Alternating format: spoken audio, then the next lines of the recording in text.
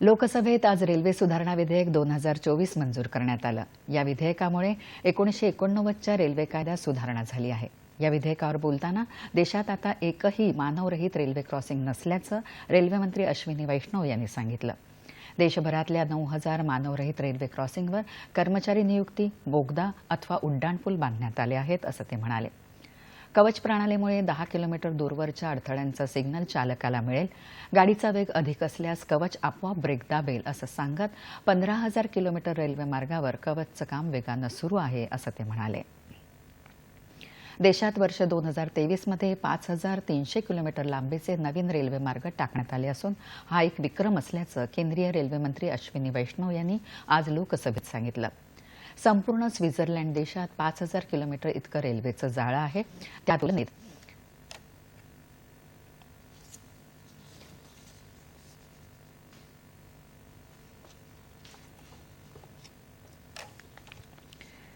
त्या तुलनेत भारतानं केवळ एका वर्षात केलेली ही कामगिरी कौतुकास्पद आहे असं त्यांनी नमूद केलं।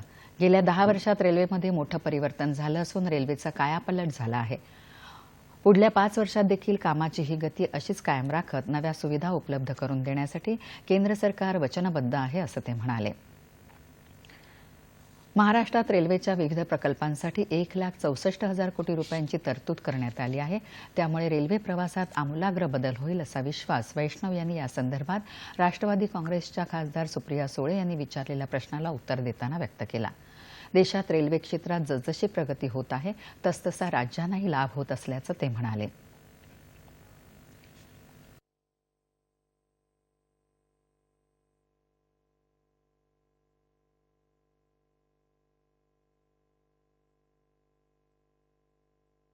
महाराष्ट्र में अभी करीब 1,64,000 करोड़ रुपए का इन्वेस्टमेंट रेलवे का विभिन्न प्रोजेक्ट्स में हो रहा है और इससे महाराष्ट्र के रेलवे नेटवर्क का टोटल ट्रांसफॉर्मेशन होगा।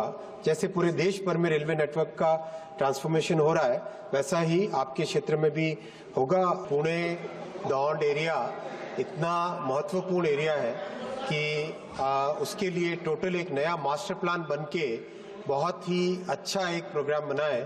पुणे की कैपेसिटी को डबल करने के लिए उरुली में एक मेगा टर्मिनल बनाया जा रहा है। पुणे जंक्शन को टोटली रीमॉडल करके रीडेवलप किया जा रहा है। शिवाजी नगर स्टेशन को टर्मिनल बनाने की प्रयास है। फिर पुणे से लोनावला के 3rd और 4th लाइन बनाने का काम है। फिर अहमदनगर से पुणे का नई लाइन बनाने का काम है। तो ओवरऑल उस एरिया के लिए बहुत सारा डेवलपमेंट करने के काम हाथ में लिए गए और प्रोग्रेस भी बहुत अच्छी है माननीय अध्यक्ष जी।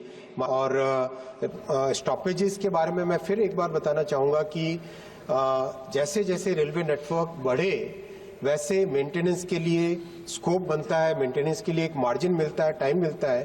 तो उसके हिसाब से स्टॉपेजेस भविष्य में जैसे नेटवर्क बढ़ेगा वैसे स्टॉपेजेस पे रिकन्सिडरेशन किया जा सकता है। महाराष्ट्रात रेल्वे मंत्रालयाचं काम चांगल्या पद्धतीनं सुरू असल्याचं सुप्रिया सुळे यांनी लोकसभेत सांगितलं। प्रामुख्यानं स्वच्छतेच्या बाबतीत रेल्वे गाड्यांमध्ये प्रचंड सुधारणा झाल्याचं त्या म्हणाल्या। बारामती क्षेत्रात येणाऱ्या रेल्वे स्थानकांबाबत त्यांनी प्रश्न उपस्थित केला।